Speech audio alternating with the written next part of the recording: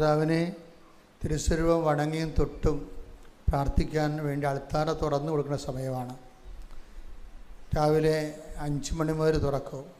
അപ്പോൾ ഉടമ്പടി എടുക്കാത്തവർക്കും അന്ന് അൾത്താരയിൽ കയറി മാതാവിനെ തൊട്ട് പ്രാർത്ഥിക്കാൻ കഴിയും. ഉടമ്പടി എടുത്തവർക്ക് ഉടമ്പടി എടുക്കുന്ന സമയത്തല്ലേ മാതാവിന് അൾത്താരയിൽ കയറാൻ പറ്റുന്നുള്ള ആൾക്കാർക്ക്. ഡിസംബർ 7-ാം തീയതി രാത്രി 9 മണി വരെ, രാവിലെ 5 മണി മുതൽ അന്ന് ഉടമ്പടി ഇല്ല കേട്ടോ, ഓർത്തേക്കാം.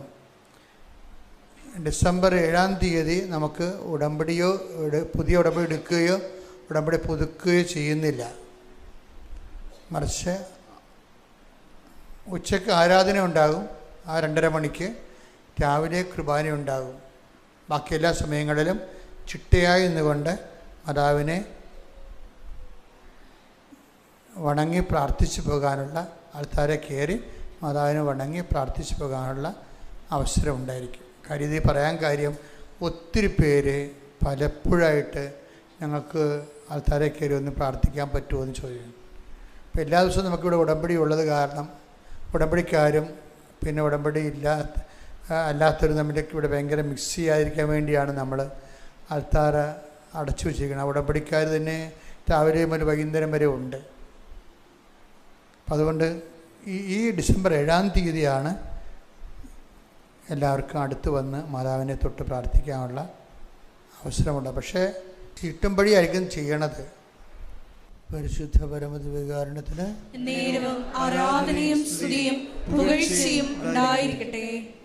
പരിശുദ്ധ പരമദിവ്യകാരുണ്യത്തിന് ആരാധനയും സ്തുതിയും പുകഴ്ചയും ഉണ്ടായിരിക്കട്ടെ. പരിശുദ്ധ പരമദിവ്യകാരുണ്യത്തിന് ആരാധനയും സ്തുതിയും പുകഴ്ചയും ഉണ്ടായിരിക്കട്ടെ. എൻ്റെ പ്രിയപ്പെട്ടവരെ,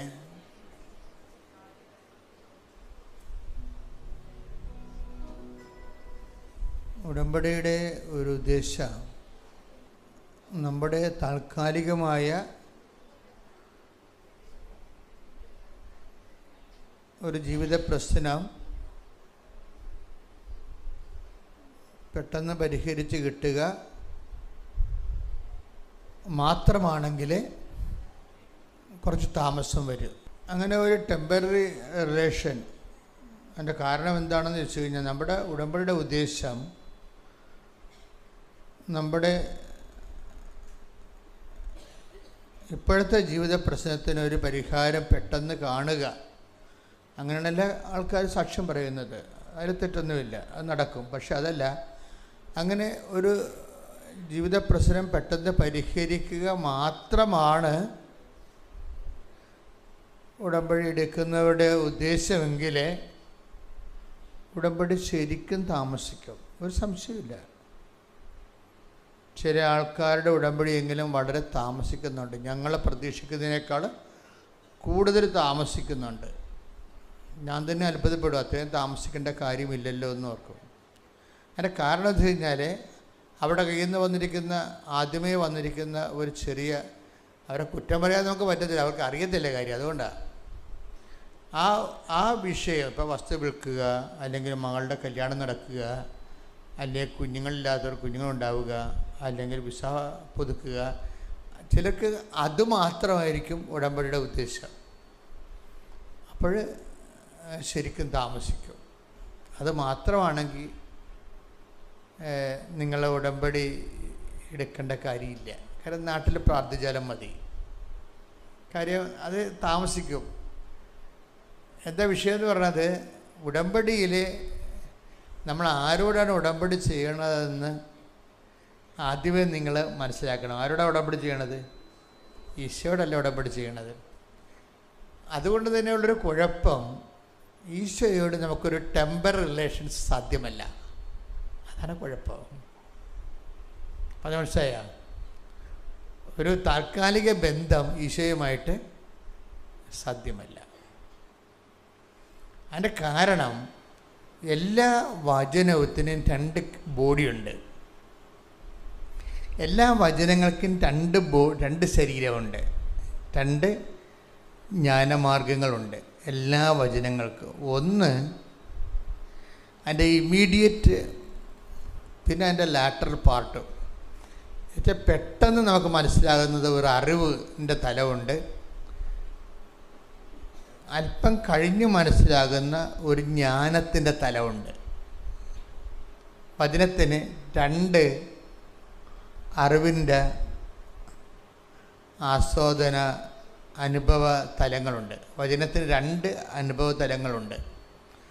ഒരു തലം നമുക്ക് പെട്ടെന്ന് അറ്റ് എ ഗ്ലാൻസ് മുഖതാവിൽ പെട്ടെന്ന് മനസ്സിലാകുന്നൊരർത്ഥമുണ്ട്. അതാണ് അറിവിൻ്റെ തലം.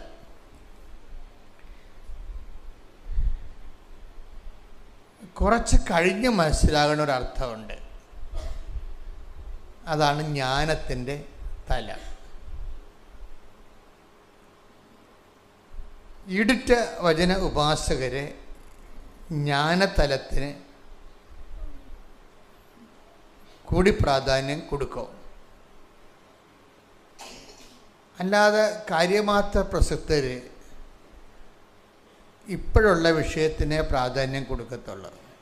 ഇപ്പം ഈശോ പറഞ്ഞിട്ടില്ല, ഒരു വചനം പറഞ്ഞത് ഞാൻ ഈ ചെയ്തത് എന്താണെന്ന് ഇപ്പം മനസ്സിലാവത്തില്ല, പിന്നീട് മനസ്സിലാവും.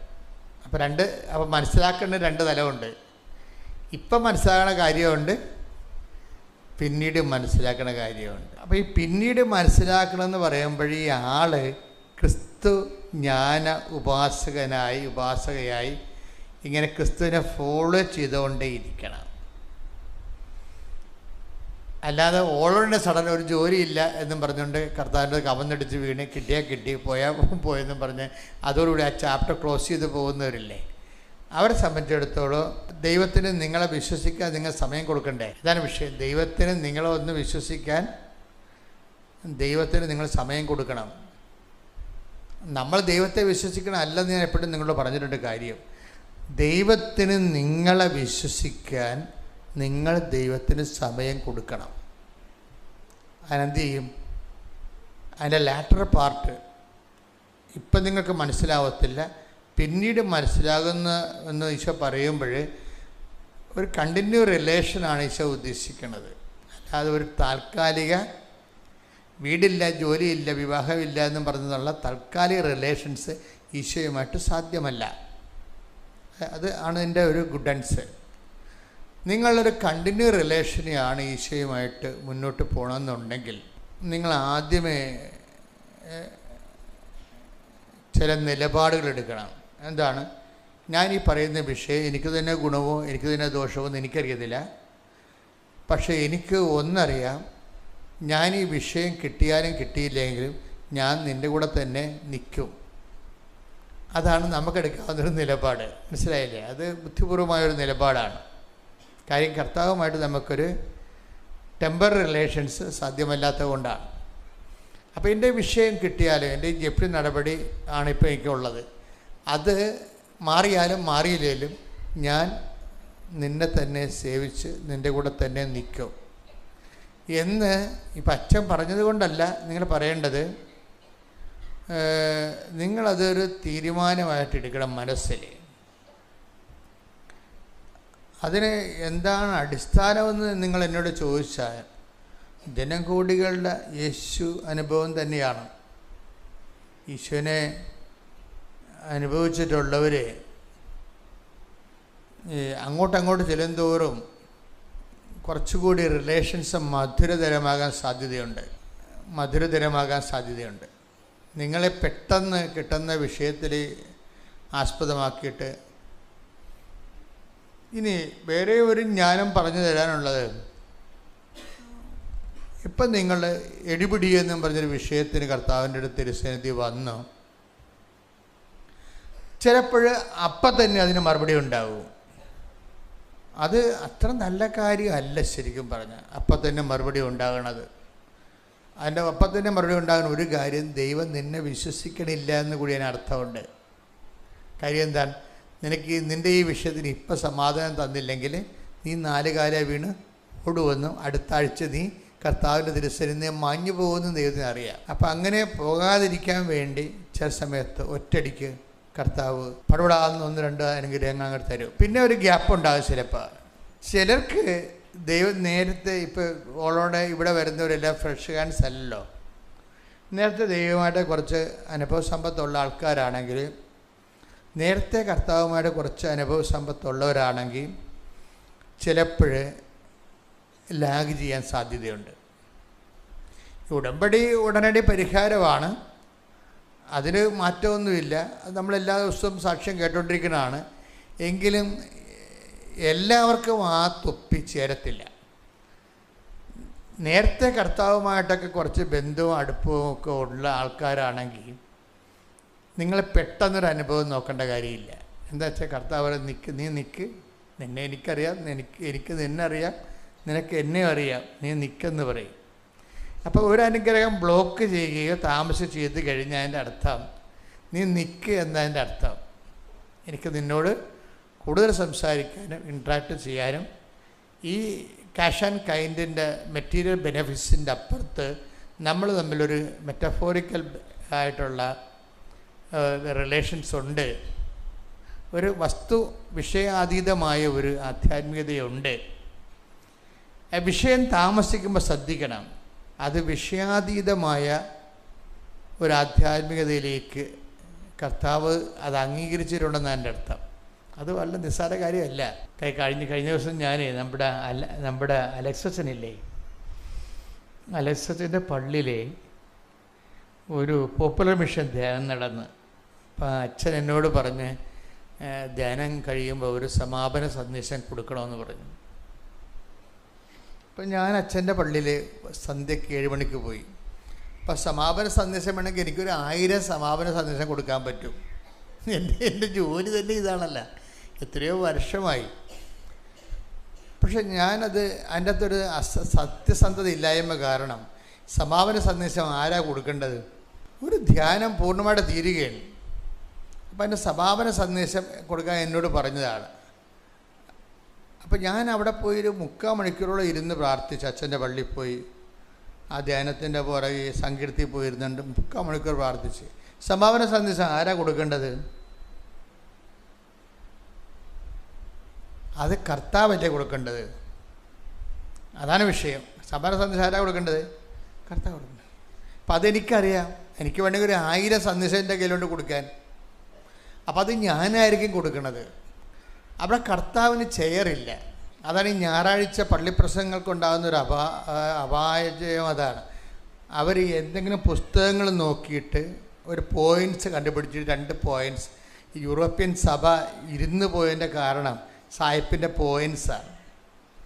സായിപ്പ് എല്ലാം പോയിൻറ്റ്സ് ആയിട്ടല്ലേ പറയത്തുള്ളൂ. 1 2 3 4 എന്നൊക്കെ പറയും. അത് എന്തെങ്കിലും പുസ്തകമോ കമൻട്രി നോക്കിയിട്ട് പുള്ളിക്കാരൻ പറയണതാണ്. പക്ഷെ കുറച്ച് കഴിയുമ്പോൾ അതിൻ്റെ അകത്ത് രക്തവും മാംസവും ഇല്ലല്ല. അത് ഉണങ്ങിയ ഈ ഇപ്പം നമ്മൾ യൂറോപ്പിലൊക്കെ ധ്യാനത്തിന് പോകുമ്പോൾ ഞാൻ കഴിക്കത്തില്ല, എനിക്ക് കഴിക്കാൻ പാടില്ലാത്തത് കൊണ്ടാണ്. പക്ഷെ അവർ തരുന്നത് എന്താണ്? ഉണങ്ങിയ ഇറച്ചി തരും അവർ. അത് ഇഷ്ടപ്പെട്ട് കഴിക്കുന്നവരുണ്ട്. ഇതുപോലെ വചനത്തിലും ഉണങ്ങിയ നമ്മൾ ഡ്രൈ ഫ്രൂട്ട്സ് എന്ന് പറയുന്നതല്ലേ, ഡ്രൈ ഫ്രൂട്ട്സ്, അതുപോലെ ഡ്രൈ ആയിട്ടുള്ള മീറ്റുണ്ട്. ഇതുപോലെ തന്നെയുണ്ട് പച്ച മാംസമുണ്ട്, ഫ്രഷ് ആയിട്ടുള്ള ഫ്രൂട്ട്സ് ഉണ്ട്. അപ്പോൾ സമാപന സന്ദേശത്തിൽ നമുക്ക് വേണ്ട ഒരു ഡ്രൈ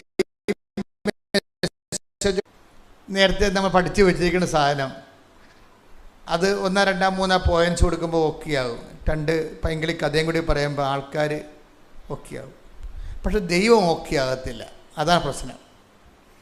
ജനങ്ങളെ കയ്യിലെടുക്കാൻ പറ്റും, കണ്ട് കൈയടുപ്പിച്ച് ചിരിപ്പിച്ചൊക്കെ പോകാം, 2 കോമഡിയൊക്കെ അടിച്ച് ചെയ്യുമ്പോൾ ആൾക്കാർ ഓക്കെ ആവും.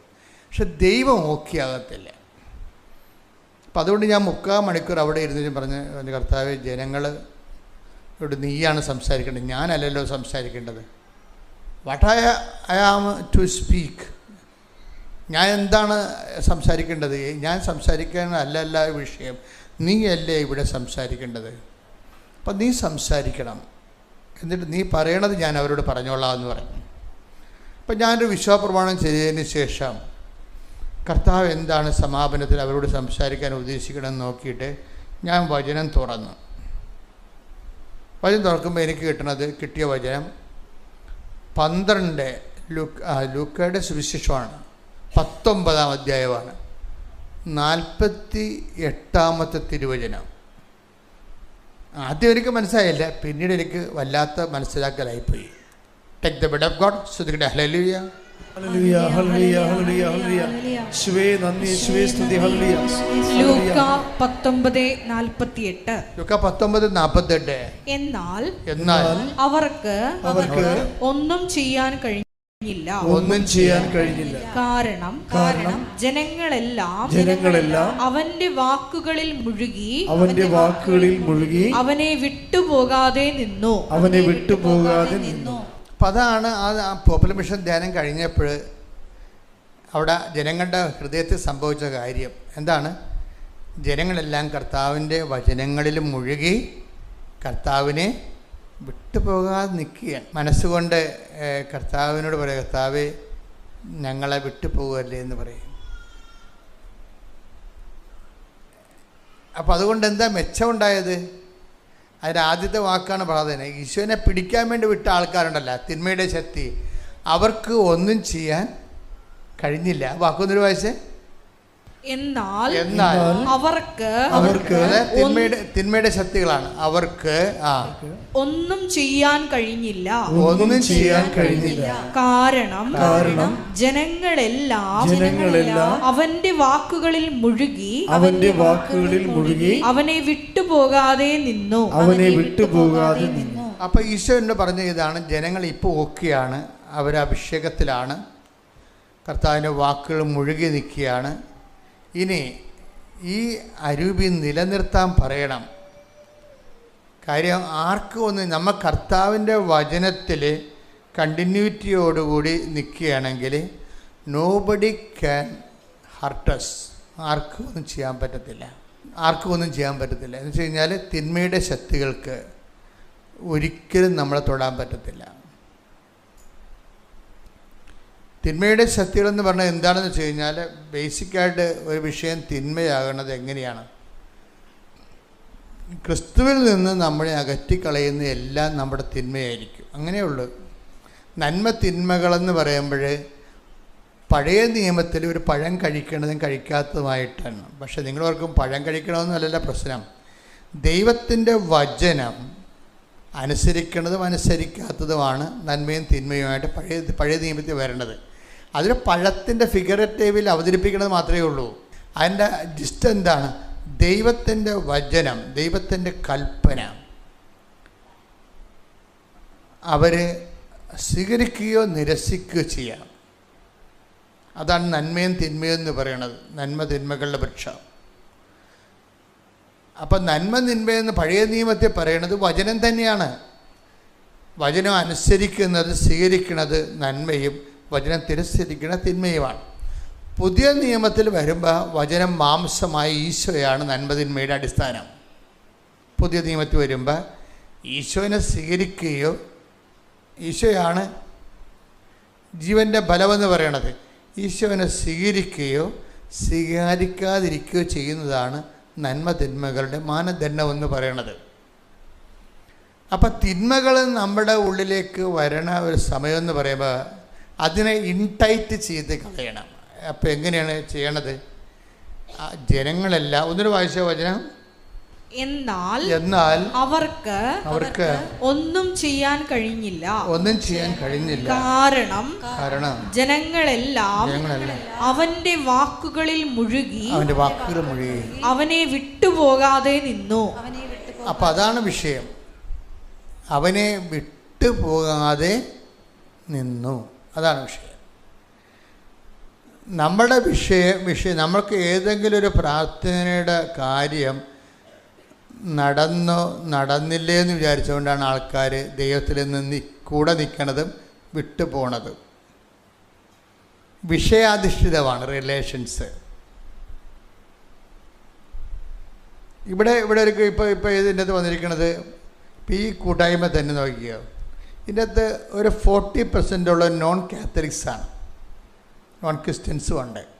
എനിക്ക് നോൺ ക്രിസ്ത്യൻസിനോട് യാതൊരു വിശ്വാസവും ഇല്ല. എന്താ കാര്യം? നിങ്ങൾക്ക് ക്രിസ്തുവിനെ അറിയത്തില്ല. ആ അനുഗ്രഹം, നിങ്ങൾ പറയുന്ന അനുഗ്രഹം നിങ്ങൾ പറയുന്ന സമയത്തുള്ളിൽ കിട്ടിയില്ലെങ്കിൽ നിങ്ങൾ വിട്ടുപോകും. ഒരു സംശയമില്ലല്ലോ ആ കാര്യത്തിൽ. അതെപ്പോഴും നമ്മൾ ശ്രദ്ധിക്കണം. ഒരു ക്യാഷ് ആൻഡ് കൈൻ്റെ ഒരു ആനുകൂല്യം നേടിയെടുക്കാൻ വേണ്ടി മാത്രമാണ്. അതുകൊണ്ട് എപ്പോഴും പറയുന്ന വചനം പറയുന്നൊരു വിഷയം എന്താണ്? നിങ്ങൾ 15:26 എടുത്ത് 1 കൊരിന്ത്യസിന്റെ സ്തുതിക്കട്ടെ. ഹല്ലേലൂയ ഹല്ലേലൂയ ഹല്ലേലൂയ ഹല്ലേലൂയ. യേശുവേ നന്ദി, യേശുവേ സ്തുതി. ഹല്ലേലൂയ. ഈ ജീവിതത്തിന് വേണ്ടി മാത്രമാണ്. സ്തുതിക്കട്ടെ. ഹല്ലേലൂയ ഹല്ലേലൂയ ഹല്ലേലൂയ ഹല്ലേലൂയ ഹല്ലേലൂയ. യേശുവേ നന്ദി. ഹല്ലേലൂയ.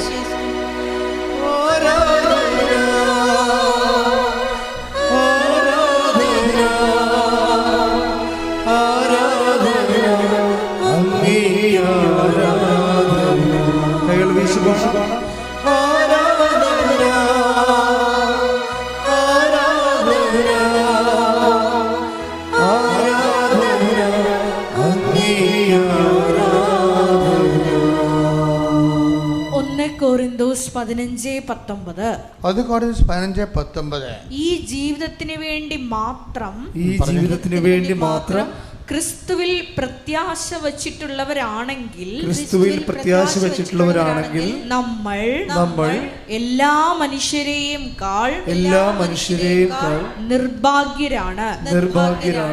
അപ്പോൾ ഈ ജീവിതത്തിന് വേണ്ടിയുള്ള വീട്, ജോലി, വിവാഹം, ജപ്തി നടപടി മാറുക, പിന്നെ അങ്ങനെയുള്ള ഈ ജീവിതത്തിന് വേണ്ടി മാത്രമാണ് നിങ്ങൾ ഉടമ്പടി വെച്ചിട്ടുണ്ടെങ്കിൽ മറ്റു മനുഷ്യരെക്കാളും, അത് ഉടമ്പടി എടുക്കാത്ത ആൾക്കാരെക്കാളും, ക്രിസ്തുവിനെ അറിയാത്ത ആൾക്കാരെക്കാളും നിങ്ങൾ ഹതഭാഗ്യരാണെന്നാണ്. അപ്പോഴെന്താ പ്രശ്നം എന്ന് വെച്ച് കഴിഞ്ഞാൽ, ക്രിസ്തുവുമായിട്ടുള്ള വഴിയാത്രയിൽ അനുഭവിക്കുന്നൊരു അനുഭവമുണ്ട്, പിന്നീട് വരുന്നൊരനുഭവമുണ്ട്. ഇപ്പോൾ ഉള്ളത് അറിവാണ്, പിന്നീട് വരുന്നത് എന്താണ്? ജ്ഞാനമായിരിക്കും. ഈ ജ്ഞാനം വരുന്ന അത്രയും കാലം നമ്മളെ തീഷ്ണതയിൽ പുരോഗമിക്കേണ്ടി വരും. നമുക്ക് ആദ്യം കിട്ടുന്ന അറിവാണ്. ഇപ്പം ഞാൻ നിങ്ങളെ അനാഥരായി വിടുകയില്ല, അല്ലേ? അപ്പം അതിൻ്റെ അകത്തൊരു അറിവുണ്ട്, ഞാൻ നിങ്ങളെ അനാഥരായി വിടുകയില്ല. അതിൻ്റെ അകത്തൊരു ജ്ഞാനമുണ്ട്. എന്താ കാര്യം? ഞാൻ നിങ്ങളെ അനാഥരായി വിടുകയില്ല. ശ്രുതികട്ടെ. ഹല്ലേലൂയ ഹല്ലേലൂയ ഹല്ലേലൂയ. യേശുവേ നന്ദി, യേശുവേ സ്തുതി. ഹല്ലേലൂയ ഹല്ലേലൂയ ഹല്ലേലൂയ ഹല്ലേലൂയ ഹല്ലേലൂയ. യേശുവേ ആരാധന ആരാധന. യോഹന്നാൻ 14:18. യോഹന്നാൻ 14:18. ഞാൻ നിങ്ങളെ അനാഥരായി വിടുകയില്ല. പറഞ്ഞേ, ഞാൻ നിങ്ങളെ അനാഥരായി വിടുകയില്ല. ഞാൻ നിങ്ങളുടെ അടുത്തേക്ക് വരും. ഞാൻ നിങ്ങളുടെ അടുത്തേക്ക് വരും. Praise the Lord. അപ്പോൾ ഇതൊരു അറിവുണ്ട്. എന്താണ്? ഞാൻ നിങ്ങളെ അനാഥരായി വിടുകയില്ല. എന്ന് വെച്ച് കഴിഞ്ഞാൽ ഞാൻ നിങ്ങളെ സന്ധിക്കാതെ ഇരിക്കുകയില്ലെന്നായി പറയണത്. ഞാൻ നിങ്ങളെ സന്ധിക്കാതെ ഇരിക്കുകയില്ല. അത് കാരണം ഈശോ തന്നെ പറയുന്നുണ്ട്, ഞാൻ അവർ വെറുങ്കയ്യോടെ പറഞ്ഞു വിട്ടാൽ അവർ വഴിയിൽ തളർന്നു വീഴും. ഈ വചനങ്ങളെല്ലാം കൂട്ടി വായിക്കേണ്ടതാണ്. ഈശോയുടെ മൈൻഡ് സെറ്റ് അതാണ്. ഞാൻ നിങ്ങളെ വെറും കൈയോടെ പറഞ്ഞു വിട്ടാൽ അവർ വഴിയിൽ തളർന്നു വിട്ടേ. ഇത് ഇവിടെ ശ്രുതിക്കട്ടെ. ഹല്ലേലൂയ ആരാധന. 2-3 തിരുവചനങ്ങൾ. മർക്കോസ് 8:2. ഈ ജനക്കൂട്ടത്തോട് എനിക്ക് അനുകമ്പ തോന്നുന്നു. ഇവർ 3 ദിവസമായി എന്നോട് കൂടെയാണ്. അവർക്ക് ഭക്ഷിക്കാനൊന്നുമില്ല. അവരെ വിശപ്പോടെ വീട്ടിലേക്ക് പറഞ്ഞയച്ചാൽ വഴിയിൽ തളർന്നു വീണേക്കും. ഈ വിഷയം ഈശോ അഡ്രസ് ചെയ്യും, തീർച്ചയായിട്ടും അഡ്രസ് ചെയ്യും. അതായത് അവർക്ക് ഭക്ഷിക്കാൻ ഒന്നുമില്ല. അപ്പം അതിൻ്റെ അർത്ഥം എന്തൊക്കെ വരുന്നുണ്ട് അതിനകത്ത്? അവരെ ജോലി വരുന്നുണ്ടായിരുന്നു, ഇല്ലേ? ജോലി വരുന്നില്ലേ? നിങ്ങളുടെ IELTS-ഉം നിങ്ങളുടെ OET എല്ലാം അതിൻ്റെ വരുന്നുണ്ട്. എന്താ കാര്യം? ജോലി ഇല്ലെങ്കിൽ നമുക്ക് പൈസ ഇല്ല. പൈസ ഇല്ലെങ്കിൽ ഭക്ഷണം മാത്രമല്ല പല കാര്യങ്ങളും ഉണ്ടാകാതിരിക്കും. അതാണ് വെറും കൈയോടെ. അതാണ് ഞാൻ വെറും കൈ. ആ വചനം ഒന്നിട്ട് വായിച്ച്. അവരെ വിശപ്പോടെ വീട്ടിലേക്ക് പറഞ്ഞയച്ചാൽ വഴിയിൽ തളർന്നു വീണേക്കും. വഴിയിൽ തളർന്നു വീഴും. ഇപ്പം ഒരു കാര്യം സത്യമാണ്, വഴിയിൽ തളർന്നു വീഴാത്ത നടപടിക്രമങ്ങൾ അത് എമർജൻസി നമ്മുടെ ഫസ്റ്റ് എയ്ഡ് പോലെ നമുക്ക് കിട്ടും. ഉടമ്പടിയിൽ അത് നടന്നു, ഫസ്റ്റ് എയ്ഡ് കിട്ടിയിരിക്കും. പക്ഷെ നിങ്ങൾ പല ആൾക്കാരും ഫസ്റ്റ് എയ്ഡിന് വേണ്ടി മാത്രമാണ് നിങ്ങളെ ക്രിസ്തുവിലെ നങ്കൂരം ഉറപ്പിക്കുന്നത്. അതാണ് പ്രശ്നം. അതുകൊണ്ടാണ് നമ്മൾ നേരത്തെ വായിച്ചത്, നിങ്ങൾ ഈ ജീവിതത്തിന് വേണ്ടി മാത്രമാണ്, ജോലിക്ക് വേണ്ടി മാത്രമാണ്, വിവാഹം ഒക്കാൻ വേണ്ടി മാത്രമാണ്, വീടിന് ലോൺ പാസ്സാകാൻ വേണ്ടി മാത്രമാണ്, രോഗം സുഖപ്പെടാൻ വേണ്ടി മാത്രമാണ് നിങ്ങൾ യേശുക്രിസ്തുവിൽ. അതാണ് യേശുക്രിസ്തു എന്ന് പറയുമ്പോൾ വിഷയം മാറും.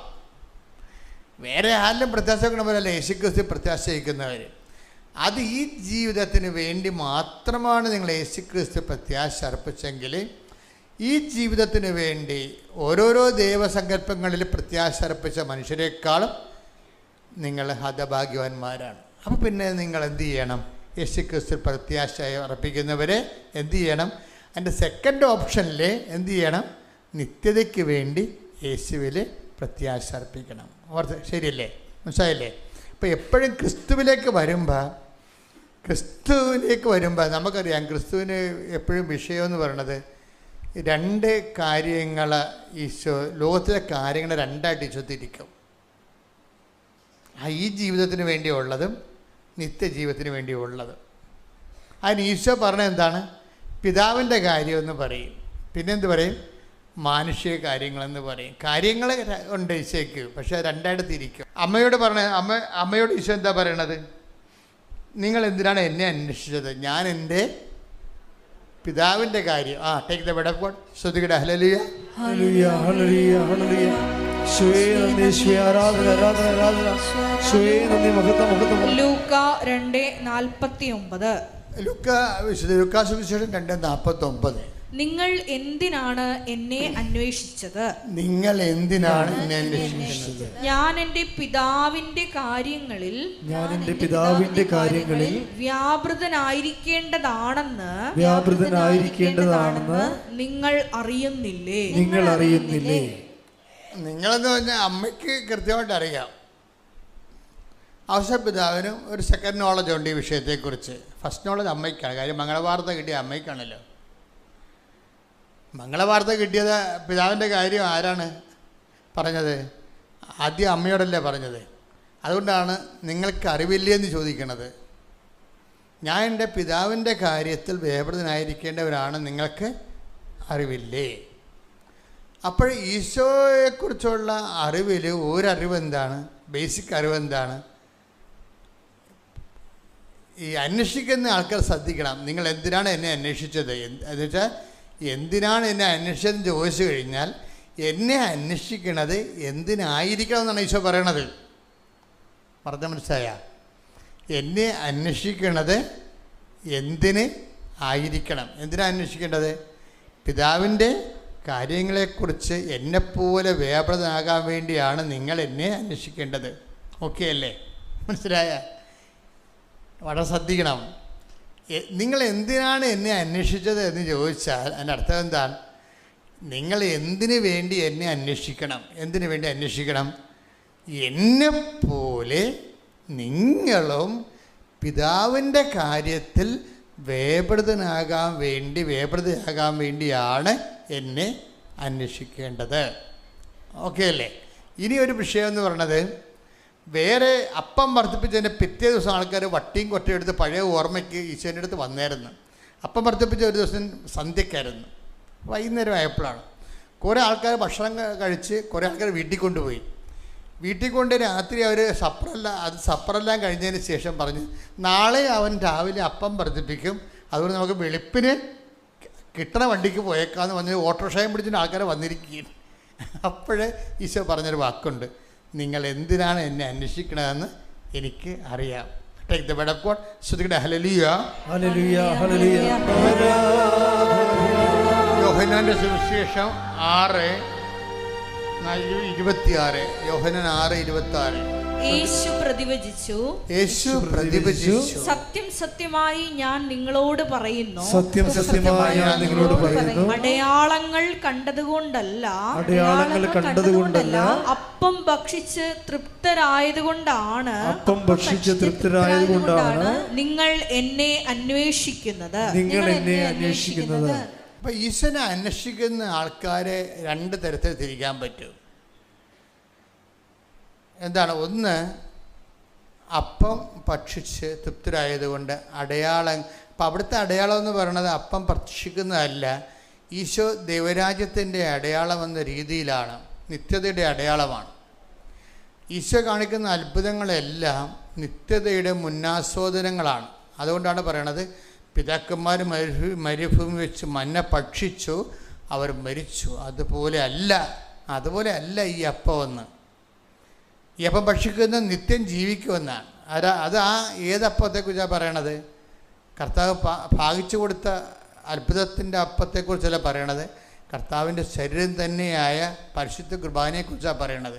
ഈ അപ്പം ഭക്ഷിക്കുന്നവൻ നിത്യം ജീവിക്കും. ലോകത്തിൻ്റെ ജീവന് വേണ്ടി ഞാൻ നൽകുന്ന അപ്പം എൻ്റെ ശരീരം തന്നെയാണ്. എൻ്റെ ശരീരം ഭക്ഷിക്കുന്നവൻ എന്നിലും ഞാൻ അവനിലും വസിക്കുന്നു. സജീവനായ പിതാവാണ് എന്നെ അയച്ചത്, പിതാവ് മൂലം ഞാൻ ജീവിക്കുന്നു. അതുപോലെ എന്നെ ഭക്ഷിക്കുന്നവൻ ഞാൻ മൂലം ജീവിക്കും. അപ്പോൾ അതാണ് വിഷയം.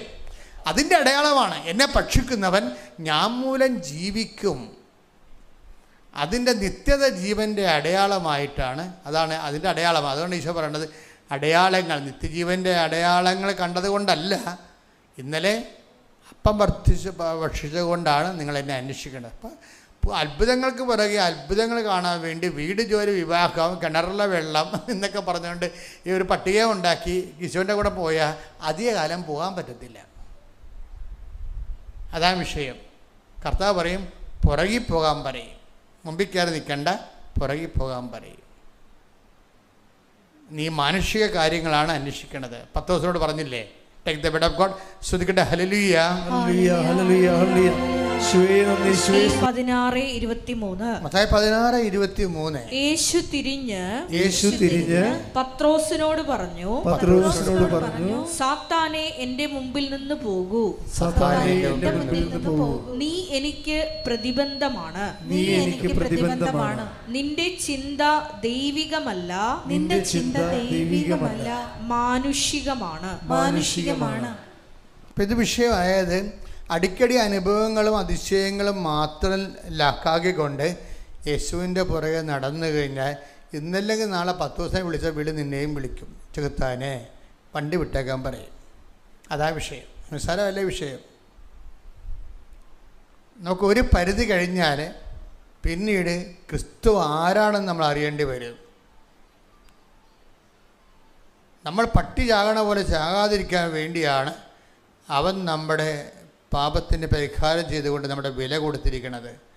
അതുകൊണ്ട് തന്നെ അവൻ്റെ നാമത്തെ വിശ്വസിക്കുന്നവർക്കെല്ലാം ദൈവമക്കളാകാനുള്ള വരം നൽകിയെന്ന് പറയും, അവൻ്റെ നാമത്തെ വിശ്വസിക്കുമ്പോൾ.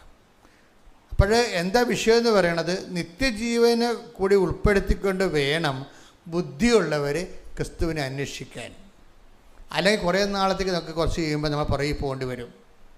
സാത്താനെ നീ എനിക്ക് പ്രതിബന്ധമാണെന്ന് പറയും. എന്താണ് സാത്താനെ നീ എനിക്ക് പ്രതിബന്ധമാണെന്ന് പറയും. അപ്പോൾ എന്താ വിഷയം എന്ന് പറയുമ്പോൾ കർത്താവിൻ്റെ മുമ്പിൽ എപ്പോഴും 2 കാര്യങ്ങളുണ്ടാവും. എന്താണ്? അമ്മയോട് പറഞ്ഞില്ലേ, ഞാൻ എൻ്റെ പിതാവിൻ്റെ കാര്യത്തിൽ വേപൃതനാകേണ്ടവനാണെന്ന് നിങ്ങൾക്കറിയത്തില്ലേ? ഇപ്പോഴെന്താ പത്രോസിനോട് പറയണത്? നീ മാനുഷിക കാര്യങ്ങളാണ് അന്വേഷിക്കേണ്ടത്. അപ്പോൾ ഈശോയ്ക്ക് 2 കാര്യങ്ങളുണ്ട്. നമുക്ക് ഈശോയുമായിട്ട് മുന്നോട്ട് പോകാൻ ഉദ്ദേശിക്കുന്നുണ്ടെങ്കിൽ ഈ മാനുഷിക കാര്യങ്ങളുടെ കൂടെ തന്നെ നിങ്ങൾ എന്ത് ചെയ്യണം? ദൈവിക കാര്യങ്ങളും അന്വേഷിക്കണം. അപ്പോൾ അത് ഇതിൻ്റെ അകത്തൊരു താക്കോലാണ്, രഹസ്യമാണത്. ശരിക്കും പറഞ്ഞാൽ ഈ മാനുഷിക കാര്യങ്ങളുടെ കൂടെ തന്നെ നമ്മൾ ക്രിസ്തുവിലൂടെ ദൈവിക കാര്യങ്ങളും അന്വേഷിക്കണം. മരിക്കാതിരിക്കാൻ, നിത്യതയോളം ജീവിക്കാൻ അകപ്പാട് നൽകിയിരിക്കുന്ന ഒരേ ഒരു നാമമാണ്. അതുകൊണ്ട് തന്നെ അവൻ്റെ വചനത്തിലും സാക്ഷിയായി ജീവിച്ചുകൊണ്ട് അവൻ നേടിയെടുത്ത അനുഗ്രഹത്തിന് പകരം അവൻ നേടിയെടുത്ത കൃപയുടെ പങ്കാളികളാകാൻ വേണ്ടിയുള്ള ബോധപൂർവമായ സാക്ഷ്യ ശുശ്രൂഷ ചെയ്യണം. സാക്ഷ്യം അവിടെയാണ് വരണത്. സാക്ഷ്യ ജീവിതം. സാക്ഷ്യ ജീവിതത്തിലൂടെയാണ് നമ്മൾ വചനം കേൾക്കുമ്പോൾ നമുക്ക് അനുഗ്രഹം ലഭിക്കും. ദൈവം നമ്മോട് സംസാരിക്കും. ഇപ്പം എന്താ വിഷയം എന്ന് പറയണത്, ദൈവത്തിന് 2 തരം നമുക്ക്, ഞാൻ മുമ്പ് പറഞ്ഞില്ലേ നിങ്ങളോട്, അറിവുമുണ്ട്, പിന്നെന്താണ്, ജ്ഞാനവും ഉണ്ട്. അറിവെന്ന് പറഞ്ഞാൽ എന്താണ്, ഇപ്പോൾ കേൾക്കുന്നത് അനുഗ്രഹത്തിൻ്റെ വഴികൾ, ലളിതമായിട്ടുള്ള ഒരു ആധ്യാത്മികതയാണ് അനുഗ്രഹാധിഷ്ഠിത ആധ്യാത്മികത. നമ്മൾ പ്രാർത്ഥിക്കുന്നു, ദൈവം നമ്മളെ അനുഗ്രഹിക്കുന്നു. 6 മാസം കഴിയുമ്പോൾ നമ്മൾ ചിന്തിക്കും, യോ അത് ഞാൻ പ്രാർത്ഥിച്ച കൊണ്ട് മാത്രമായിരിക്കത്തില്ല, എൻ്റെ പഴയ സർട്ടിഫിക്കറ്റ് നോക്കിക്കഴിഞ്ഞാൽ എനിക്ക് നല്ല മാർക്കാണ്, എൻ്റെ മാർക്ക് കൊണ്ട് കൂടിയായിരിക്കും ചിലപ്പോൾ എനിക്ക് ജോലി കിട്ടിയെന്ന് കുറച്ച് കഴിയുമ്പോൾ. ഈ അനുഗ്രഹത്തൊഴിലാളിയുടെ ഏറ്റവും വലിയ പ്രശ്നം എന്ന് വെച്ച് കഴിഞ്ഞാൽ 6 മാസത്തേക്ക് ഇവർക്ക് ഈ വിശ്വാസം നിൽക്കത്തുള്ളൂ. അതെപ്പോഴും ഈ അനുഗ്രഹത്തൊഴിലാളി എപ്പോഴും ശ്രദ്ധിക്കേണ്ട കാര്യമാണ്. എന്ന് വെച്ച് കഴിഞ്ഞാൽ നിങ്ങളീ പറയുന്ന സാക്ഷ്യവും അതിൻ്റെ അനുഭവവും കുറച്ച് കഴിയുമ്പോൾ സാത്താൻ നിങ്ങളുടെ ഹൃദയത്തിൽ നിന്ന് വന്ന് എടുത്തു കളയും. എന്താ കാര്യം, എന്നിട്ട് നിങ്ങൾക്ക് വേറെ കള കൊണ്ടൊന്ന് വിതക്കും. നിങ്ങൾ പറയും, ഓ അതിപ്പോൾ അത് ലോൺ കിട്ടുകയല്ലേ, അത് വീട് കിട്ടിയല്ലേ, അത് നാട്ടുകാർക്ക് എല്ലാം കിട്ടിയല്ലോ, അതിപ്പോൾ ഉടമ്പടി എടുത്തുകൊണ്ട് തന്നെ കിട്ടിയാണ് നിർബന്ധമൊന്നും ഇല്ലെന്നൊക്കെ പറഞ്ഞിട്ട് കുറച്ച് കഴിയുമ്പോൾ കളകൾ വളരാൻ തുടങ്ങും. തെറ്റായ ബോധ്യങ്ങൾ. ഇപ്പം നീ കാലയെ പിടിച്ച് കരഞ്ഞ്, കർത്താവേ നീ എന്നെ സഹായിച്ചാലും ഞാൻ ചത്ത് കളയും കെട്ടി ദുഃഖമൊക്കെ പറഞ്ഞുകൊണ്ട് കന്നേ കാളെ നിലവിളിച്ചാണ് ഈ അനുഗ്രഹം ഒപ്പിച്ചെടുത്തതെങ്കിലും 6 മാസം കഴിയുമ്പോൾ നീ നിൻ്റെ തനി നിറം കാണിക്കും. എന്താ കാര്യം, 6 മാസം കഴിയുമ്പോൾ നിൻ്റെ വിശ്വാസം വിട്ടുപോകില്ല. ജനങ്ങളെ മറ്റുള്ളവർ ഉപദ്രവിക്കാതിരുന്നതിൻ്റെ കാരണം എന്താ, 12:48 എന്താ പറയണത്, കളകൾ വിതക്കപ്പെടാൻ വേണ്ടി ശത്രു കയറാതിരുന്നതിൻ്റെ കാര്യം എന്താണ്, കർത്താവിനെ വിട്ടുപിരിയാ എന്നുകൊണ്ടാണ്. എപ്പോഴെങ്കിലും നിങ്ങൾ കർത്താവിനെ വിട്ടുപിരിയല്ലോ. കർത്താവിനെ വിട്ടുപിരിയാനുള്ള കുഴപ്പമെന്ന് അറിയാമോ, നിസ്സാര കാര്യം. കർത്താവിനെ കൂടെ നിർത്തണമെങ്കിൽ ഒരു 9 കാര്യം വേണം. കർത്താവിനെ വിട്ടുപിരിയണമെങ്കിൽ ഒരു കാര്യം മതി.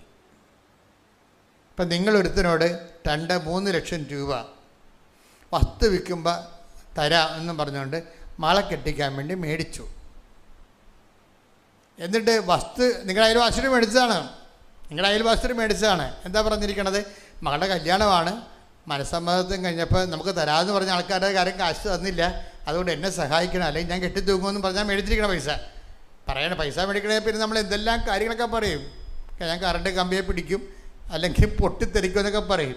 അത് നിലയം വിളിച്ചൊക്കെ നമ്മൾ ഓട്ടോറിക്ഷ ഗിയർ ചേഞ്ച് ചെയ്യണ പോലെ 2nd ഗിയർ 3rd ഗിയർ എന്നൊക്കെ പറഞ്ഞ് നിലയം വിളിച്ച് കാശ് പിടിക്കും നമ്മൾ. അത് പ്രൊഫഷണൽ കരച്ചിലുകാരുണ്ട്, അവർ കാശ് വാങ്ങിക്കും. കാശ് വാങ്ങിച്ചിട്ട് തട്ടിപ്പുകാരുടെ പരിപാടി എന്ന് വെച്ച് കഴിഞ്ഞാൽ അവർ വസ്തു വിൽക്കുമ്പോൾ തരാമെന്നാണ് പറഞ്ഞിരിക്കണത്. ഇനി ഇവരെന്താ വിഷയമെന്ന് വെച്ച് കഴിഞ്ഞാൽ വസ്തു വിൽക്കുന്ന സമയത്ത് ഇവർ പറയും, ഞാനൊന്ന് മകളെ കാണാൻ പോകണമെന്നും പറഞ്ഞ് പോകും, മകളുടെ വീട്ടിൽ പോകും. ശരിക്കും പറഞ്ഞാൽ മകളെ കാണാൻ പോണതല്ല, അന്ന് രജിസ്റ്റർ കച്ചേരിയിൽ വസ്തു വിൽക്കാൻ പോവുകയാണ്.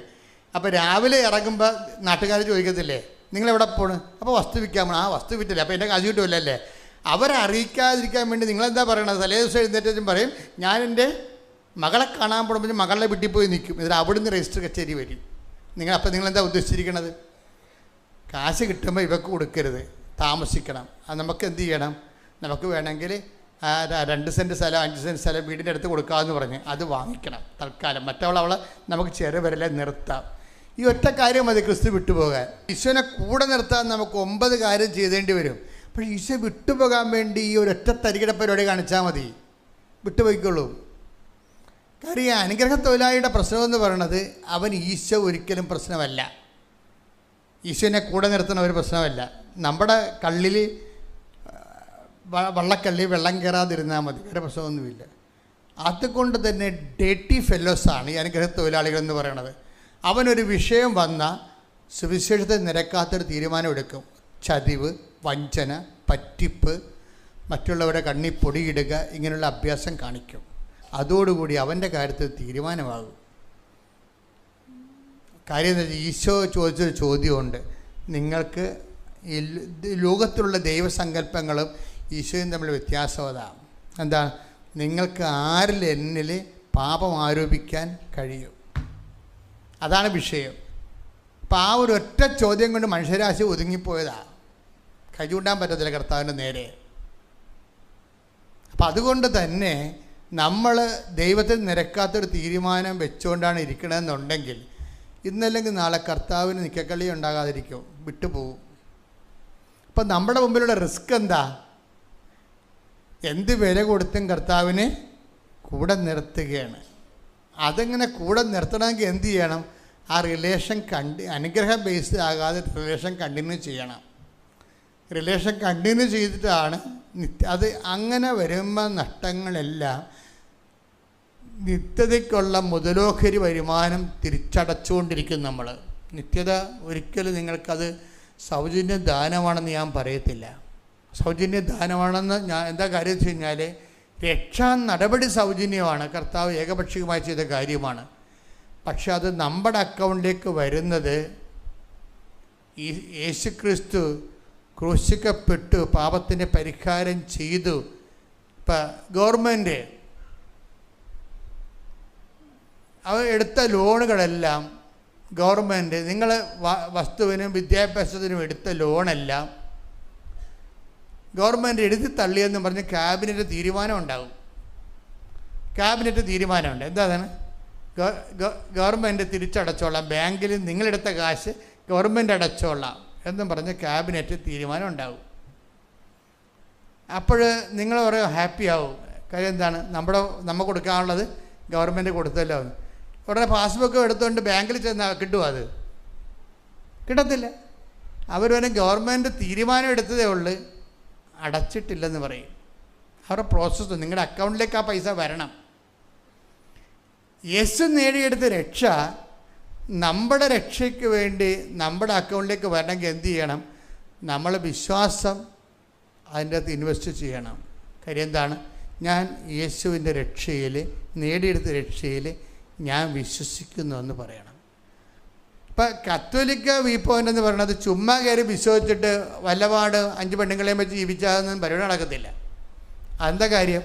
അവൻ പറയണ പോലെ ചെയ്യണം. അവനെന്താ പറഞ്ഞിരിക്കണത്? ആദ്യം പറഞ്ഞത് എന്താണ്? അനുദപിക്കുക, സുവിശേഷത്തെ വിശ്വസിക്കുക. അതാണ് വിഷയം. ഇതാണ് താക്കോലെന്ന് പറയണത്. യേശു നേടിയെടുത്ത രക്ഷ നമ്മുടെ അക്കൗണ്ടിലേക്ക് വരുന്ന ആദ്യത്തെ താക്കോൽ എന്താണ്? അനുതാപമാണ്.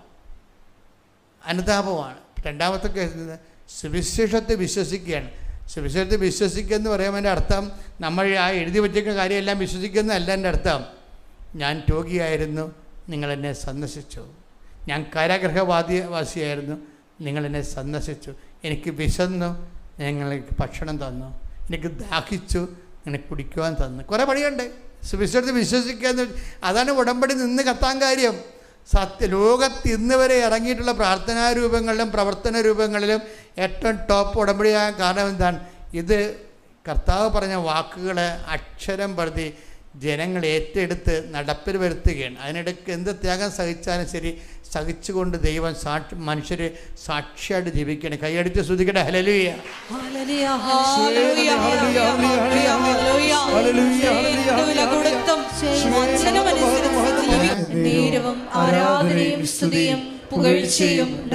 പരിശുദ്ധ പരമ ദിവ്യകാരുണ്യത്തിന്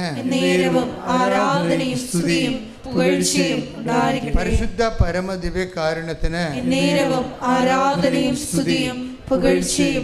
ഇതാണ് ഈ സത്യവചനം എന്ന് പറയുന്നതിൻ്റെ കാരണം. ആ കാരണം സത്യവചനം, ആ വചനത്തിൻ്റെ സത്യാവസ്ഥ മാത്രമേ സഭ പഠിപ്പിക്കത്തുള്ളൂ. അല്ലാതെ ലൂതറിനെ പോലെ ഫെയ്ത്ത് എലോൺ സഫിക്സ് എന്ന് പറയും. ലൂതർ എന്തുകൊണ്ടാണ് അങ്ങനെ പറഞ്ഞത്? ലൂതറിന് അങ്ങനെ പറയാനേ പറ്റത്തുള്ളൂ. അയാൾ പൗരോഹിത്യമെന്ന കൂദാശ സ്വീകരിച്ചുകൊണ്ടിരിക്കുമ്പോൾ തന്നെ അയാൾ കല്യാണം കഴിക്കാൻ തീരുമാനിച്ചു. അപ്പോൾ അയാളുടെ അഗ്ലിയായിട്ടുള്ള ജീവിതം കാരണം വിശുദ്ധ പ്രവർത്തികൾ കൂടെ വേണമെന്ന് പറയാൻ അയാൾക്ക് പറ്റത്തില്ല. അതാണ് വിഷയം. അതങ്ങനെ വ്യക്തിപരമായിട്ടുണ്ടാകുന്ന അപാജയങ്ങളെല്ലാം സുവിശേഷത്തിന് പുറത്ത് കെട്ടിവെച്ചിട്ട് തങ്ങളുടെ തെറ്റിന് ജാമ്യം എടുക്കാൻ വേണ്ടി നോക്കിയാൽ ജാമ്യം കിട്ടത്തില്ല. അതുകൊണ്ട് ഇതൊക്കെ സത്യസന്ധമായിട്ട് പഠിപ്പിക്കാനുള്ള സംവിധാനമുണ്ട്. അതാണ് സഭയെന്ന് പറയണത്. മനുഷ്യർക്ക് തെറ്റാത്ത രീതിയിൽ വചനങ്ങൾ പങ്കുവെക്കാൻ കഴിയണം. അതിനെന്ത് ചെയ്യണം? സത്യതിരുസഭ ഇവിടെ നിലനിൽക്കണം. സഭകളങ്ങനെ പലതുണ്ട്. ഓരോരുത്തരും വചനം കേട്ടിട്ട് ഓരോരുത്തരെ ഒരു കൂട്ടായ്മ ഉണ്ടായിക്കൊണ്ട് നടക്കും. അത് ഗ്രൂപ്പുകളെന്ന് പറയുന്നത് നമ്മളെ ക്രിസ്ത്യൻ ഗ്രൂപ്പുകളാണത്, അത് വേറെ ഗ്രൂപ്പൊന്നുമല്ല. ക്രിസ്ത്യൻ ഗ്രൂപ്പുകളൊക്കെ തിരുസഭയല്ല. തിരുസഭയാകണമെന്നുണ്ടെങ്കിൽ സത്യസുവിശേഷം അനാദികാലം വരെ ആ ചരിത്രാരംഭം മുതൽ തന്നെ കണ്ടിന്യൂ ചെയ്തു വരണം, യാതൊരുവിധ മാറ്റവുമില്ലാതെ. എൻ്റെ കൈവപ്പിലൂടെ നിനക്ക് ലഭിച്ച ദൈവികവരം ഊതിക്കത്തിക്കാൻ പൗലോസ് തിമോത്തിയോട് പറഞ്ഞില്ലേ? അപ്പം കൈവപ്പിലൂടെയാണ് ദൈവികവരം, കുദാശവരം കൈമാറി വരണത്. അതിന് ഒരു ക്രൊണോളജിക്കൽ ഹിസ്റ്റോറിക്കൽ കണ്ടിന്യൂറ്റി ഉണ്ടാകണം. ഒരു സഭകൾക്കും, കാത്തലിക് ചർച്ചും അപ്പോസ്തലിക് ചർച്ചുകളും അല്ലാതെ ഒരു സഭയ്ക്കും ഹിസ്റ്റോറിക്കൽ കണ്ടിന്യൂറ്റി ഇല്ല. അതുകൊണ്ട് തന്നെ അതൊന്നും സഭകളേ അല്ല. പിന്നെ അവർക്ക് വേണ പേരൊക്കെ വിളിക്കാവേ. അതുകൊണ്ടാണ് നമ്മൾ സത്യസഭകളും ഗ്രൂപ്പുകളും തമ്മിൽ തിരിച്ചറിയണം. അങ്ങനെയാണ്. ശ്രുതികട ഹല്ലേലൂയ. ഹല്ലേലൂയ ഹല്ലേലൂയ ഹല്ലേലൂയ ഹല്ലേലൂയ ഹല്ലേലൂയ ഹല്ലേലൂയ കാരുണ്യത്തിന് ആരാധനയും സ്തുതിയും പുകഴ്ചയും ഉണ്ടായിരിക്കട്ടെ. അപ്പം അച്ഛൻ പറഞ്ഞു വന്നത് എന്താ വെച്ചാൽ ഓരോ വചനത്തിനും 2 അനുഭവ തലങ്ങളുണ്ടെന്നാണ് പറഞ്ഞത്. ഒന്ന് അറിവിൻ്റെ തലം, രണ്ടാമത്തേത് എന്താണ്? ജ്ഞാനത്തിൻ്റെ തലം. കർത്താവുമായിട്ട് റിലേഷൻ ഓൾറെഡി സഡൻ ഒറ്റത്തവണ ഇങ്ങനെ ഉള്ളൊരു റിലേഷൻസ് അല്ല, അത് കണ്ടിന്യൂ റിലേഷനാണ്. ദൈവമായിട്ടൊരു കണ്ടിന്യൂ റിലേഷന് തയ്യാറായ ആയാലാണ് മാത്രമാണ് ഇതെല്ലാം എഫിക്കസ് ആകണത്, നമ്മുടെ വിഷയങ്ങളെല്ലാം. അല്ലാതെ നിങ്ങളൊരു ഇൻസിഡൻറ്റിന് വേണ്ടി തൽക്കാലം ഒരു വിഷയം ഉണ്ടായി, ഞാൻ അതിന് ഉടമ്പടി എടുത്തു, ഉടമ്പടിക്കാലം കഴിയുമ്പോൾ നിങ്ങൾ നിങ്ങളുടെ രീതിയിൽ ജീവിക്കാമെന്ന് വിചാരിച്ചു കഴിഞ്ഞാൽ, കഴിഞ്ഞ ദിവസങ്ങളിൽ ഇവിടെ ഒരു സാക്ഷ്യം ഉണ്ടായി. നീതു എന്നും പറഞ്ഞ് ഒരു മോളുടെ സാക്ഷ്യമാണ്. നീതു എൻ്റെ സാക്ഷി ഞാനിപ്പോൾ പറയാൻ കാര്യം, അവൾ ഇവിടെ എവിടെയോ താമസിക്കുന്നവരാണ്, അയൽവാസിയാണ്, നോൺ ക്രിസ്ത്യനാ. അപ്പോൾ നീതു സാക്ഷ്യം പറഞ്ഞ് അവസാനിപ്പിക്കുന്നത്, അതായത് നീതിൻ്റെ ആഗ്രഹങ്ങളൊക്കെ ഭയങ്കര ഈ ക്രിസ്തുവിനെ നമുക്കറിയാവില്ല, ആദ്യകാലങ്ങളിൽ നമ്മുടെ കുഞ്ഞുങ്ങളാകുമ്പോൾ കർത്താവ് നമ്മൾ കുഞ്ഞുങ്ങളോടെല്ലാം കുഞ്ഞുങ്ങളെ പാല് ചോദിക്കുമ്പോൾ അമ്മ അമ്മിൻ്റെ എന്ന് പറയുമ്പോൾ നിങ്ങൾ പറയുവാ നീ പോയി ജോലി എടുക്കാൻ പറയുവാ? ഇല്ലേ? അതൊക്കെ അമ്മിഞ്ഞ പാലെടുത്ത് കൊടുക്കും, അത്രേ ഉള്ളൂ. അതുപോലെ ഫ്രഷ് കമേഴ്സിന് എല്ലാം വലിയ ലേബറൊന്നും കൂടാതെ കർത്താവ് അനുഗ്രഹം തരും. അപ്പം നിങ്ങൾ ഓർക്കരുത്, അതൊരു ബാല്യകാലത്ത് ചെയ്യണ കാര്യങ്ങളാണത്. ബാല്യകാലങ്ങൾ നിങ്ങളെ വിശ്വാസത്തിലേക്ക് വരണ ഒരു ആദ്യകാലങ്ങളിൽ ദൈവം ചെയ്യുന്ന കുറേ ഇൻസെൻറ്റീവാണ്. ഇപ്പോൾ നമ്മളിപ്പോൾ 2ാം ക്ലാസ്സിലെ കുഞ്ഞുങ്ങൾ വന്നിട്ട് അമ്മ ചോറ് വേണമെന്ന് പറയുമ്പോൾ അപ്പൻ ജോലി എടുത്തിട്ടാണ് ചോറുണ്ടാക്കിയിരിക്കുന്നത്, നീയും പോയി ജോലി എടുക്കാൻ നമ്മൾ പറയത്തില്ല ഒരിക്കലും. അപ്പോൾ നമുക്ക് ടാക്സ് കുറവായിരിക്കും, കുഞ്ഞുങ്ങൾക്ക് ടാക്സ് കുറവായിരിക്കും, അല്ലേ? അപ്പം മുതിർന്നു വരുമ്പോഴാണ് അവർക്ക് ടാക്സ് വരണത്. അപ്പം അതുകൊണ്ട് നിങ്ങൾ ആരെങ്കിലും അക്രൈസ്തവ സഹോദരങ്ങൾ അനുഗ്രഹം കിട്ടിയെന്ന് വിചാരിച്ചു കഴിഞ്ഞാൽ നിങ്ങൾ ഓർക്കരുത് എല്ലാം കൊന്നും ഇങ്ങനെ ആയിരിക്കുമെന്ന് ഓർക്കരുത്. അത് നിങ്ങളോട് ദൈവം കാണിക്കുന്ന ഒരു കാരുണ്യമാണ്. പക്ഷെ നിങ്ങൾ മുതിർന്ന് വന്നു കഴിഞ്ഞാൽ സ്വാഭാവികമായും നിങ്ങൾ ആ വിശ്വാസത്തിൻ്റെ വില കൊടുക്കേണ്ടി വരും. ചില ആൾക്കാർ വിശ്വാസത്തിന് വില കൊടുക്കാൻ തയ്യാറാകും, സത്യസന്ധരാകും. ചില ആൾക്കാർ 4 കാലം വീണ് ഓടുകയും ചെയ്യും. അപ്പോൾ ഓടുന്നവരെ കർത്താവിനറിയാം. പക്ഷേ എന്ത് പ്രശ്നം, ഓടേണ്ടെന്നല്ല, അവർക്ക് അത്രയും ആംബിയർ ഉള്ളു. കാരണം വിശ്വാസ ജീവിതം പരിശോധിച്ചാൽ എല്ലാവരും വലിയ രാക്ഷസന്മാരായ അനുഗ്രഹത്തിൻ്റെ കൃപയുടെ രാജകുമാരന്മാരായി വന്ന ആൾക്കാരെല്ലാം ഒത്തിരി വില കൊടുത്തവരാണ്. കാര്യം ക്രിസ്തു വില കൊടുത്തതാണ്, അതുകൊണ്ടാണ് ക്രിസ്തു വില കൊടുത്തതാണ്. പക്ഷെ അത് മനസ്സിലാകണമെന്ന് നമുക്കില്ല. നമുക്ക് ഈ അനുഗ്രഹം മാത്രമല്ലേ മനസ്സിലാകത്തുള്ളൂ. അതിൻ്റെ ആ കൃപയുടെ സെക്ഷൻ വരുമ്പോൾ മാത്രമാണ് അത് ഈ നമ്മുടെ വചനത്തിൻ്റെ ആ അനുഗ്രഹത്തിൻ്റെ അറിവിൻ്റെ തലം കഴിഞ്ഞ് ജ്ഞാനത്തിൻ്റെ തലത്തിലേക്ക് വരും. ഈശോയുമായിട്ട് റിലേഷൻസ് ഒരു നീണ്ട റിലേഷൻസാണ്. അപ്പം അതുകൊണ്ട് തന്നെ അറിവിൻ്റെ തലം ആദ്യം കിട്ടും. അറിവ്, അനുഭവം, ബോധ്യം സാക്ഷ്യമായിട്ടൊക്കെ ആയിട്ട് പെട്ടെന്ന് കിട്ടും. പിന്നീട് ഒരു ജ്ഞാനതലം ഉണ്ടാവും. ജ്ഞാനതലം എന്ന് പറയണത് അതെല്ലാവർക്കും ഉണ്ടാകത്തില്ല, നമ്മുടെ തീഷ്ണത പോലെ ഇരിക്കും. അറിവിൻ്റെ തലം കഴിഞ്ഞിട്ട് ചില ആൾക്കാർ 90 വയസ്സാകുന്ന സമയത്ത് തന്നെ അറിവിൽ തന്നെ കിടക്കത്തുള്ളൂ, ജ്ഞാനതലത്തിലോട്ട് കയറത്തില്ല. കാര്യം അവിടെ അത് ജ്ഞാനത്തിൻ്റെ തലം കൊടുക്കാനുള്ള വിശ്വാസത്തിൻ്റെ സ്ഥിരത അവിടെ ഇല്ലാത്തത് കൊണ്ടാണ് അവർക്ക് ആ അറിവ് തന്നെ കിട്ടിക്കൊണ്ടിരിക്കും. ഇപ്പം അത് കത്തോലിക്കയുടെ കൂട്ടത്തിലുണ്ട്, എല്ലാ ക്രിസ്ത്യാനികളുടെ കൂട്ടത്തിലുണ്ട്. ഈ 70 വയസ്സാകുമ്പോഴും അനുഗ്രഹം മാത്രം ദൈവത്തിൽ നിന്ന് ചോദിച്ചുകൊണ്ടിരിക്കണവർ. അത് കർത്താവിൻ്റെ നിന്ന് കിട്ടിയില്ലെങ്കിൽ അവർ മാതാവിൻ്റെ അടുത്ത് പോകും.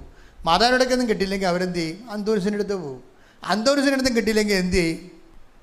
ഞാൻ ഇപ്പം നിങ്ങൾ പറഞ്ഞാൽ വിശ്വസിക്കുമെന്ന് അറിയത്തില്ല, ഞാൻ തന്നെ ഓർത്തിട്ടുണ്ട്. ഞാൻ പണ്ട് കേട്ട ഒരു വിഷയമാണ്. അന്തോണിസിനൊക്കെ അവരുടെ കയ്യിൽ നിന്ന് മാല മോഷണം പോയി. അപ്പം അത് അന്തോണിസ് പുണ്യാളൻ്റെ അടുത്ത് ഒരു നേർച്ച നേർന്ന്, മാല കിട്ടാൻ നേർന്നതല്ല, ഇവർക്ക് ജോത്സ്യൻ്റെ അടുത്ത് പോകണം. അതാണ് വിഷയം. ജോത്സ്യൻ്റെ അടുത്ത് പോകണം. ഇവർ ചെല്ലുമ്പോൾ ജോത്സ്യൻ അവിടെ ഉണ്ടാകാൻ വേണ്ടി അന്തോണിസ് പുണ്യാളൻ്റെ മുമ്പിൽ ഒരു നേർച്ച നേരും. എങ്ങനെയുണ്ട് പരിപാടി? അവിടെ മാലയാണ് പോയിരിക്കണത്. മാല പോയി അവർ ജോത്സ്യൻ്റെ അടുത്ത് പോകുകയാണ്. എവിടെയാണ് ആരാണ് കട്ടെന്നറിയാൻ വേണ്ടി. ആ ജോത്സ്യൻ അവിടെ ഉണ്ടാകാൻ വേണ്ടി അന്തോണിസിൻ്റെ അടുത്ത് നേർച്ച നടത്തിരിക്കുകയാണ്. എങ്ങനെയുണ്ട് പരിപാടി? അപ്പം അതിന് കാര്യമില്ല. അങ്ങനെ ഓരോ വകുപ്പാണല്ലോ ഇത്. 90 വയസ്സായാലും ബോധം ഉണ്ടാകത്തില്ല. അതുകൊണ്ട് എപ്പോഴും ദൈവം ചെയ്യണമെന്ന് വെച്ച് കഴിഞ്ഞാൽ ഒരു പരിധി കഴിഞ്ഞാൽ പിന്നീട് നിങ്ങൾ പറയും, നിങ്ങൾ വിശ്വസിക്കുന്നതിന് നിങ്ങൾ ടാക്സ് ചെയ്യും. അപ്പോൾ സത്യസന്ധമായിട്ട് ദൈവത്തെ അന്വേഷിക്കുന്നവരെ കർത്താവ് നൽകുന്ന സഹനത്തെ സന്തോഷം സ്വീകരിച്ചുകൊണ്ട് അപ്പോഴും സാക്ഷിയായിക്കൊണ്ട് മുന്നേറാൻ വേണ്ടി നോക്കുമ്പോൾ ദൈവം മനസ്സിലാകും. ഈശോ പറയും എന്താണ്? ഞാൻ തിരഞ്ഞെടുത്തവരെ എനിക്ക് അറിയാം. അപ്പം അറിയാൻ പാടില്ലാത്തവരുണ്ടെന്നതിൻ്റെ അർത്ഥം. അപ്പം അറിയാൻ പാടില്ലാത്ത take the word of God, ഞാൻ തിരഞ്ഞെടുത്തവരെ എനിക്കറിയാം. ശ്രുതികട്ടെ ഹല്ലേലൂയ. ലൂക്ക 13:25 വീട്ടുടമസ്ഥൻ എഴുന്നേറ്റ് വാതിൽ അടച്ചു കഴിഞ്ഞാൽ പിന്നെ നിങ്ങൾ പുറത്തു നിന്ന് കർത്താവേ ഞങ്ങൾക്ക് തുറന്നു തരണമേ എന്ന് പറഞ്ഞ് വാതിൽക്കൽ മുട്ടാൻ തുടങ്ങും. അപ്പോൾ അവൻ നിങ്ങളോട് പറയും, നിങ്ങൾ എവിടെ നിന്നാണെന്ന് ഞാൻ അറിയുന്നില്ല. ഇതിൻ്റെ കൂടെ ലിങ്ക് ചെയ്യണത് എന്താണ്? ഞാൻ തിരഞ്ഞെടുത്ത ഇത് പറഞ്ഞതിന് ശേഷമാണ് ഈശോ പറയണത് ഞാൻ തിരഞ്ഞെടുത്തവരെ എനിക്ക് അറിയാം. അപ്പം ജനങ്ങൾ രണ്ടായിട്ട് തിരികെയാണ് ഇവിടെ വെച്ച്. ഒന്ന് ക്രിസ്തുവിനെ അറിയാവുന്ന ആൾക്കാരുണ്ട്, ക്രിസ്തുവിനെ അറിയാൻ പാടില്ലാത്ത ആൾക്കാരുണ്ട്. ആരാണ് ക്രിസ്തുവിനെ അറിയാൻ പാടില്ലാത്ത ആൾക്കാരെന്ന് പറയുന്നത്? വചനം അധിഷ്ഠിച്ച് അടിസ്ഥാനപ്പെടുത്തി സാക്ഷ്യജീവിതം നയിച്ചില്ല എന്നുണ്ടെങ്കിൽ ക്രിസ്തുവിനെ അറിയാൻ പറ്റാത്ത ആൾക്കാരായി മാറും. ഐ ഡോണ്ട് നോ യു എന്തൊരു വാക്കാണ്, എന്ത് കഷ്ടമാണ്. ഒരു മനുഷ്യൻ കേൾക്കാവുന്ന ഏറ്റവും വലിയ ട്രാജിക്കൽ വേർഡാണ് ഐ ഡോണ്ട് നോ യു. എനിക്ക് നിങ്ങളെ അറിയില്ല, നിങ്ങൾ എവിടെ നിന്നാണെന്ന് അറിയില്ല എന്ന് പറയും. അങ്ങനെ ഒരു വെർഡിക്റ്റ് വരാതിരിക്കാൻ വേണ്ടിയാണ് നമ്മൾ കാഷ്വൽ ഡിസിപ്ലിൻ എടുക്കുന്നത്. എന്താണ്? നമ്മൾ അറിവിന് വേണ്ടിയും അനുഗ്രഹത്തിന് വേണ്ടിയും മാത്രമല്ല, ജ്ഞാനത്തിന് വേണ്ടിയും കൃപയ്ക്ക് വേണ്ടിയുമാണ് കർത്താവിൻ്റെ മുമ്പിൽ സഞ്ചരിക്കണമെന്ന്. അടുത്ത സ്റ്റെപ്പ് അതാണ്. എന്താണ്? ജ്ഞാനവും കൃപയും. ആദ്യത്തെ സ്റ്റെപ്പ് എന്താണ്? അറിവും അനുഗ്രഹവും. വചനത്തിന് അനുഭവ തലങ്ങളിലെ ആദ്യത്തെ സ്റ്റെപ്പ് എന്താണ്? അറിവും അനുഗ്രഹവും. സെക്കൻഡ് സ്റ്റെപ്പ് എന്താണ്? തേർഡ് സ്റ്റെപ്പ് എന്താണ്? ജ്ഞാനവും അതുപോലെ തന്നെ കൃപയും. ഈ ജ്ഞാനവും കൃപയും പറഞ്ഞത് എങ്ങനെയാണ്? അത് തീഷ്ണതയിൽ നിന്നാണ് വരണത്. അപ്പം ജ്ഞാനവും കൃപയും ഉണ്ടാകാൻ എന്ത് ചെയ്യണം? തീഷ്ണതയാണ് വേണ്ടത്. അപ്പോൾ ദൈവം ഇങ്ങോട്ട് ഇൻട്രാക്ട് ചെയ്യാൻ പറയും. അറിവിൻ്റെ അപ്പുറത്ത് ജ്ഞാനം നമ്മളെ പഠിപ്പിച്ചുകൊണ്ടിരിക്കും ദൈവം. Take the word of God. ജ്ഞാനത്തിൻ്റെ പുസ്തകം 6:10-11 ശ്രുതികട്ടെ ഹല്ലേലൂയ. സംഘം പിളർന്നതാണ്. ശ്രുതികട്ടെ ഹല്ലേലൂയ. ഒരുമിച്ച് പാടുക. 11 തിരുവചനങ്ങൾ. വിശുദ്ധമായവ വിശുദ്ധിയോടെ ചെയ്യുന്നവർ വിശുദ്ധരാകും. അവ അഭ്യസിക്കുന്നവർ രക്ഷ കണ്ടെത്തും. എന്റെ വചനങ്ങളിൽ അഭിലാഷമർപ്പിക്കുവിൻ. അവയോട് തീവ്രാഭിനിവേശം കാണിക്കുവിൻ. നിങ്ങൾക്ക് ജ്ഞാനം ലഭിക്കും. അപ്പം അറിവ് നമ്മൾ കേട്ടാൽ മതി. എന്താ? വിശ്വാസം കേൾവി യേശു ക്രിസ്തുവിനെ കുറിച്ചുള്ള അറിവിൽ നിന്നുമാണ്. കേട്ടാൽ മതി. Take the megaphone. വിശ്വാസം കേൾവി എന്നും ശ്രുതികട്ടെ. ഹല്ലേലൂയ ഹല്ലേലൂയ ഹല്ലേലൂയ ഹല്ലേലൂയ ഹല്ലേലൂയ. യേശുവേ നന്ദി. ഹല്ലേലൂയ ഹല്ലേലൂയ ഹല്ലേലൂയ ഹല്ലേലൂയ ഹല്ലേലൂയ ഹല്ലേലൂയ ഹല്ലേലൂയ. യേശുവേ ആരാധന ആരാധന ആരാധന. റോമ 10:17. റോമ 10:17. ആകയാൽ വിശ്വാസം കേൾവിയിൽ നിന്നും കേൾവി ക്രിസ്തുവിനെ പറ്റിയുള്ള പ്രസംഗത്തിൽ നിന്നുമാണ്. അറിവിൽ നിന്നുമാണ്. അതാണ് വിഷയം. ഇപ്പം അറിവിന് വലിയ വിഷയമില്ല, അത് കേട്ടാൽ മതി. അതാണ് റോമ 10:17. വിശ്വാസം പറഞ്ഞ് കേൾവിയിൽ നിന്നും കേൾവി യേശുവിനെ കുറിച്ചുള്ള പ്രസംഗത്തിൽ നിന്നുമാണ്. അറിവിൽ നിന്നുമാണ്. അറിവിൽ നിന്ന് നമുക്ക് വിശ്വാസം ഉണ്ടാകുകയും വിശ്വാസം നമുക്ക് അനുഗ്രഹങ്ങളും അനുഭവങ്ങളും തരികയും ചെയ്യും. പക്ഷേ ഈ ആദ്യത്തെ സെക്ഷനിൽ നിന്ന് ചില ആൾക്കാർ ആദ്യത്തെ സെക്ഷനിലാണ് മരണം വരെ ജീവിക്കുന്നത്. അവർ വിശ്വസിക്കുന്നു, അവർ പ്രാർത്ഥിക്കുന്നു, അവർക്ക് അനുഭവം കിട്ടുന്നു, ആ അറിവിൻ്റെ തലത്തിൽ നിൽക്കും. ഇനി ഇതിൻ്റെ സെക്കൻഡ് സെക്ഷനുണ്ട്. നമ്മൾ SLC കഴിഞ്ഞാൽ പിന്നെ എന്താ +1 +2, പിന്നെന്താ പ്രീ ഡിഗ്രി എന്ന് ഡിഗ്രി, പിന്നെ എന്താണ് മാസ്റ്റർ ബിരുദം, അങ്ങനെ പോകും സംഭവം. അപ്പം ഈ ബിരുദാനന്ദ ബിരുദവുമായിട്ട് മുന്നോട്ട് പോകുമ്പോൾ അത് കൃപയുടെ വ്യത്യസ്തങ്ങളായ ജ്ഞാനാനുഭവങ്ങളാക്കാൻ നമ്മൾ പോണത്. ഈ ജ്ഞാനാനുഭവങ്ങൾ വരുമ്പോൾ വിഷയം അവിടെ എന്താ വിഷയം? അവിടുത്തെ വിഷയം എന്ന് പറയണത് ദൈവം നമ്മളെ അറിവിൽ നിന്ന് അടുത്ത സെക്ഷനിലേക്ക് പോകുമ്പോൾ വീണ്ടും വീണ്ടും അറിവുണ്ടാക്കുകയല്ല വേണ്ടത്.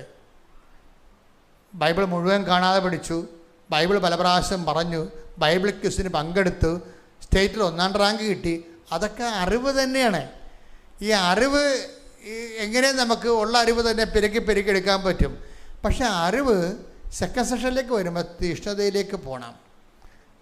തീഷ്ണതയിലേക്ക് പോകണത് എങ്ങനെയാണ്? അറിവ് എങ്ങനെയാണ് ജ്ഞാനത്തിലേക്ക് പോണത്?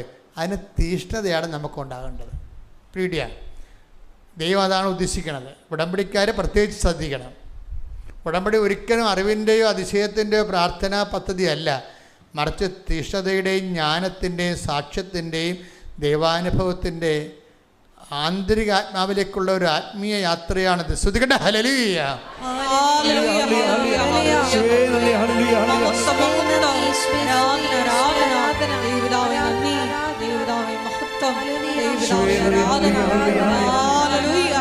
എന്താ വായിച്ചത്?